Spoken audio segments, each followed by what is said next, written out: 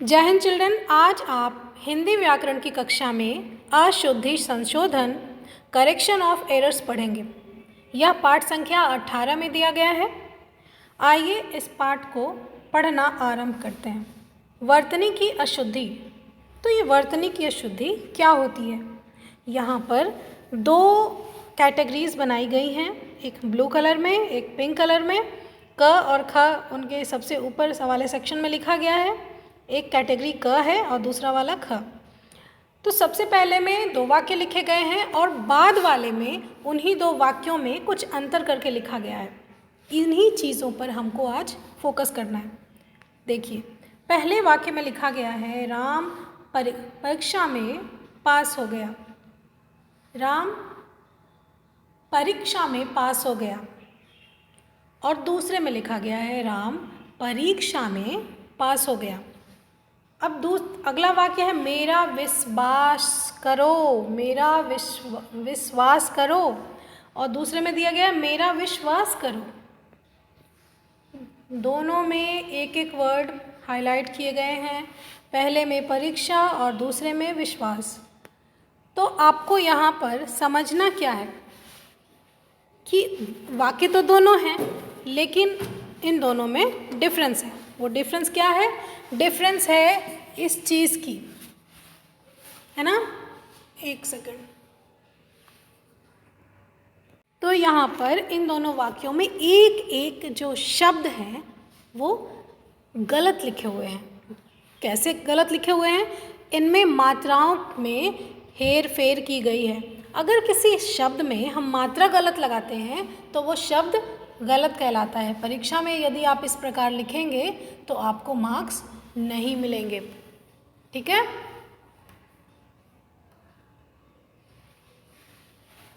परीक्षा में इस प्रकार लिखने से मार्क्स कम मिलते हैं या काट लिए जाते हैं। ठीक है?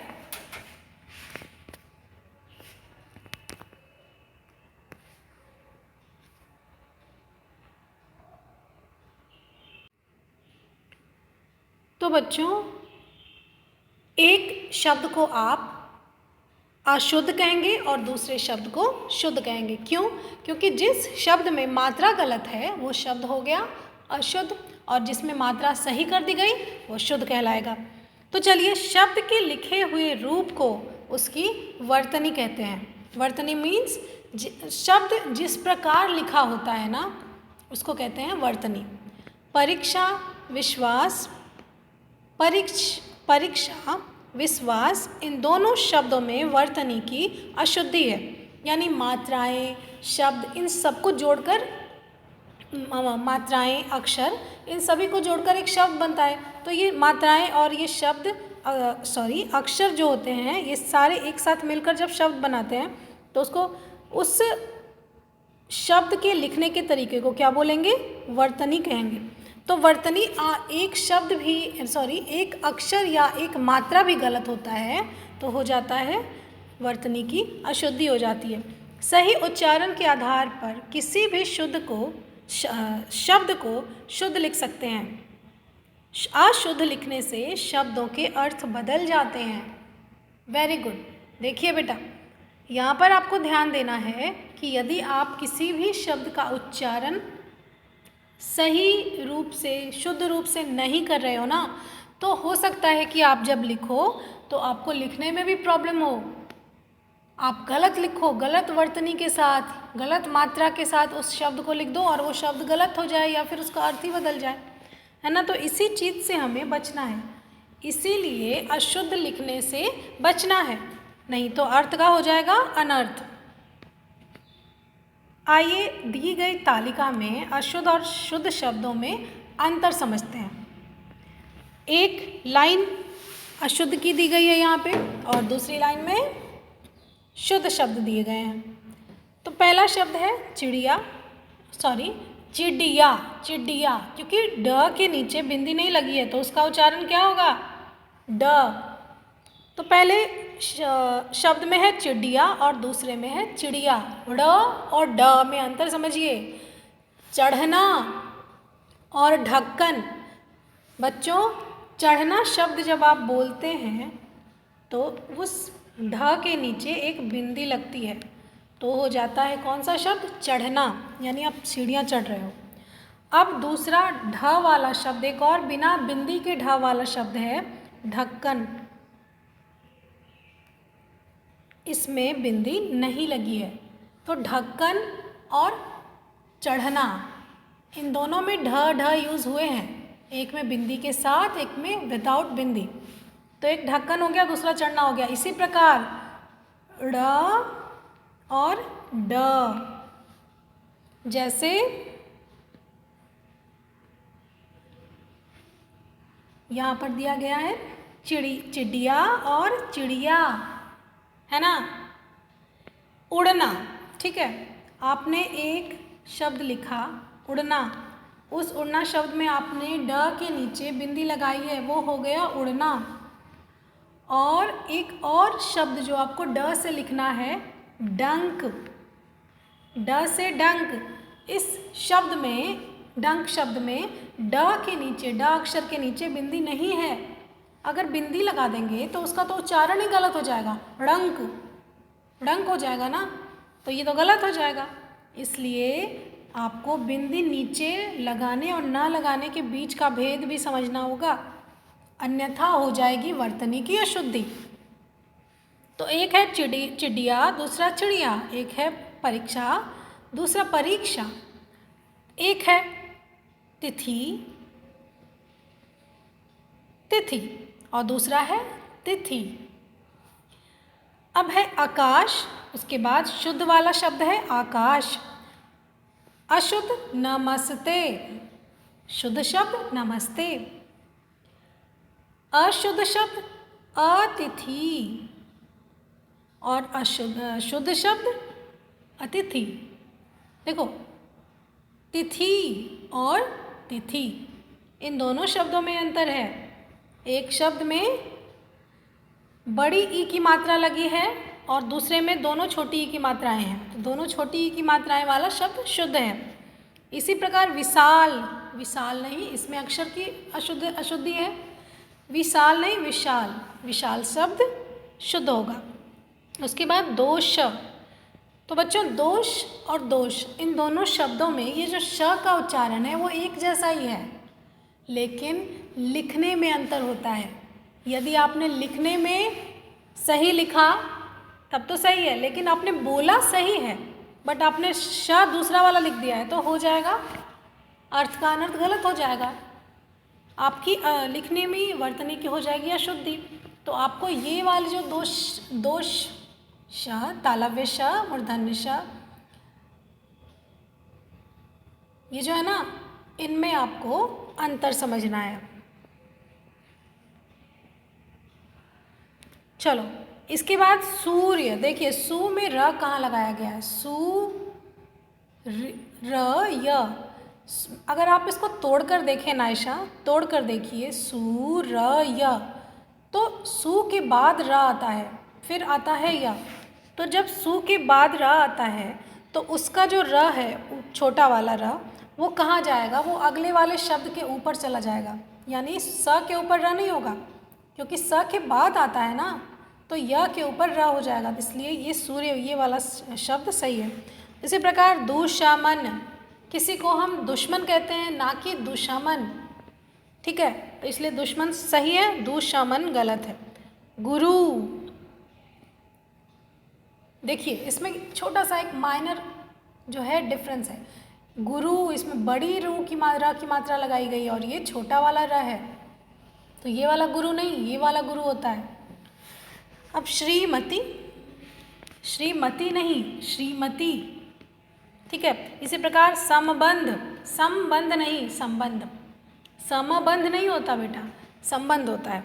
उसी प्रकार दूध, दूध नहीं होता दूध होता है। बीमारी, बीमारी नहीं होती है बीमारी होती है। सैनिक, सैनिक नहीं होते सैनिक होते हैं। तो देखिए ये उच्चारण किस प्रकार कर रही हूँ मैं, सैनिक, इसका उच्चारण होगा सैनिक, क्योंकि इसमें बड़ी ई की मात्रा लगी है, तो बड़ी ई पर दबाव देकर बोलते हैं ना, ईक, सैनिक नहीं, यहाँ पर जब छोटी ई की मात्रा लगेगी तब यह शब्द हो जाएगा सही और इसका उच्चारण भी बदल जाएगा। सैनिक ऐसे बोलेंगे। अब है सामाजिक, सामाजिक नहीं होता सामाजिक होता है। अब है निश्चित। देखिए निश्चित शब्द ध्यान से देखिए, बहुत सारे बच्चे इस शब्द में गलती करेंगे। यहाँ पर दोनों बोलने में तो सही हैं, निश्चित दोनों बोलने में बिल्कुल सही है, लेकिन ये लिखे कैसे जाते हैं? निश्चित आधा श जब लिखते हैं आप ना, तो उसकी में अगर अगले वाले शब्द में अगर आप इकार उकार की मात्रा लगा रहे हैं, ई की मात्रा लगा रहे हैं, तो और वो भी आप जब छोटी ई की मात्रा लगा रहे हैं तो वो जो आधा शब्द लिख रहे हैं ना उसके पहले से हो जाता है। ठीक है, जैसे आपने लिख दिया अस्मित, तो अस्मित में भी आधा स है और छोटी ई लगेगी माँ में, तो ये भी स के आगे से जाएगा और ऐसे इस प्रकार लिखा जाएगा तभी सही कहलाएगा। ठीक है, चलिए अगला शब्द है चिन्ह। लेकिन जिस शब्द में ह के नीचे हलंत लगा है ना, जिस अक्षर में, तो देखिए ये वाला शब्द सही चिन्ह होगा। अब आप देख लीजिए, चिन्ह ऐसे नहीं ऐसे होता है। जामुन नहीं, जामुन। आशीर्वाद, आशीर्वाद में जो र है वो व पे आएगा। इन सभी चीज़ों को, शब्दों को ध्यान में रखिए क्योंकि ये शब्द आगे भविष्य में भी आपके काम आने वाले हैं। उसके बाद किरण, किरण। हंसना, हंसना, हंसना में हमेशा चंद्र बिंदु होता है, यानी चांद बना के एक बिंदी डालिए तो वो हंसना सही होगा। मर्यादा, मर्यादा में इन्होंने क्या किया है, पूरा र लिखा है, पूरा र नहीं होता, मर्यादा में छोटी र की मात्रा होती है जो कि ऊपर जाती है। इसके बाद कृपया, कृपया नहीं होता बच्चों, जब प्रोनाउंसिएशन करते हो आप तो कृपया नहीं बोलते, कृपया, कृपया हिंदी में कृपया बोलते हैं, प पूरा होता है। लक्ष्मी, लक्ष्मी नहीं होता, लक्ष्मी होता है, आधा क्ष की मात्रा होती है, क्षत्रिय वाला आधा क्ष। संसारिक नहीं होता, सांसारिक होता है। निष्फल नहीं होता, देखिए यहाँ पर भी दोष और दोष, ये दोनों में जो श आया है वही अंतर यहाँ पर भी है। निष्फल, निष्फल कौन सा श होगा? ये वाला, प वाला श होगा सही। परिश्रम नहीं होता, परिश्रम होता है। मूर्ख नहीं, मूर्ख। सिंह नहीं, सिंह। परमात्मा नहीं होता, परमात्मा होता है। इसी प्रकार परमाण नहीं होता, प्रमाण होता है। तो चलिए इन सभी शब्दों को ध्यान में रखिएगा, तभी आप वर्तनी की अशुद्धि से बच पाएंगे। इसके बाद वाक्य रचना की अशुद्धि भी होती है। वो कैसे होती है? मोहन की माताजी बीमार हैं और मोहन की माताजी बीमार हैं। अगला, मछलियाँ पानी में रहती है, मछलियाँ पानी में रहती हैं।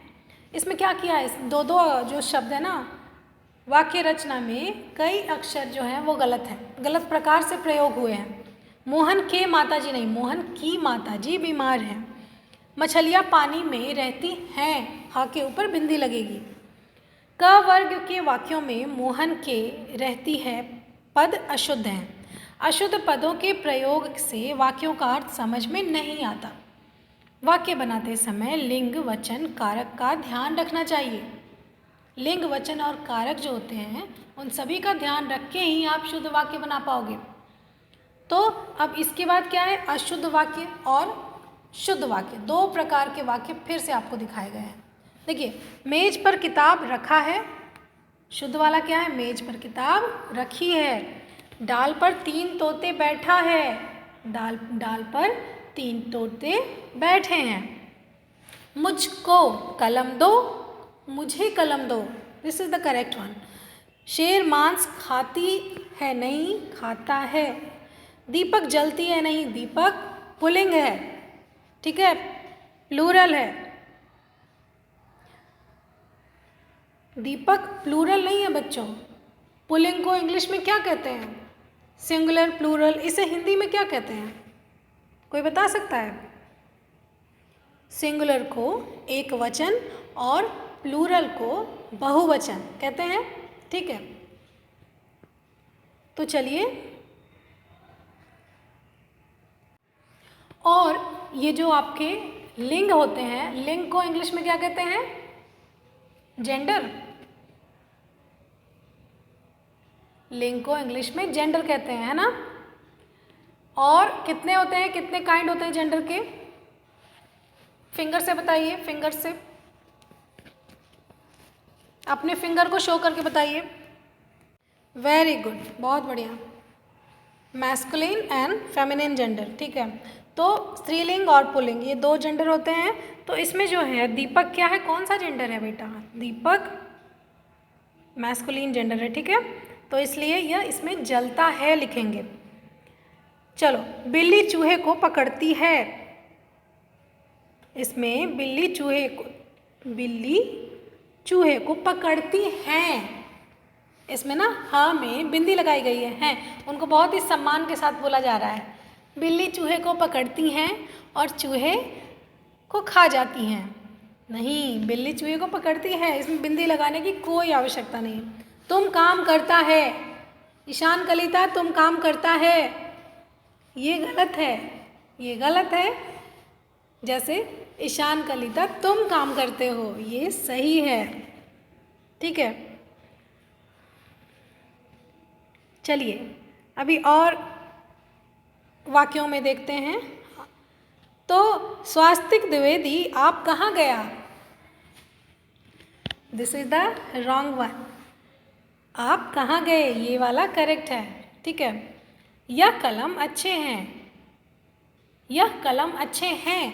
जब आपने यहाँ पर ये अपने वाक्य में ये दिखाना चाह रहे हैं वो कि कई सारे पेन्स हैं, तो आप यह कलम कैसे कह सकते हो? यह तो एक के साथ लगेगा ना, और कई सारे जब होंगे तो उसके साथ ये का प्रयोग होगा। तो ये कलम अच्छे हैं, ये वाला सही है।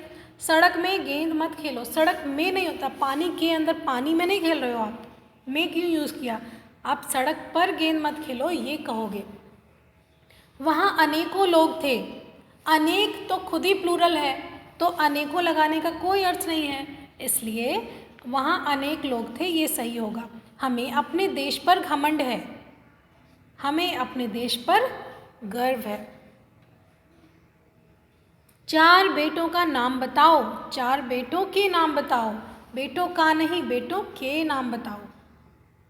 बेटा हमें अपने देश पर घमंड है नहीं होता, जब हम किसी चीज़ में गर्व महसूस करते हैं, प्राउड फील करते हैं, तो वो घमंड वाले सेंस में नहीं जाता। घमंड शब्द जो है थोड़ा सा गलत सेंस में यूज़ किया जाता है, इसलिए जब आपको किसी चीज़ पे प्राउड हो तो आप उसे गर्व बोलेंगे हिंदी में, ना कि घमंड।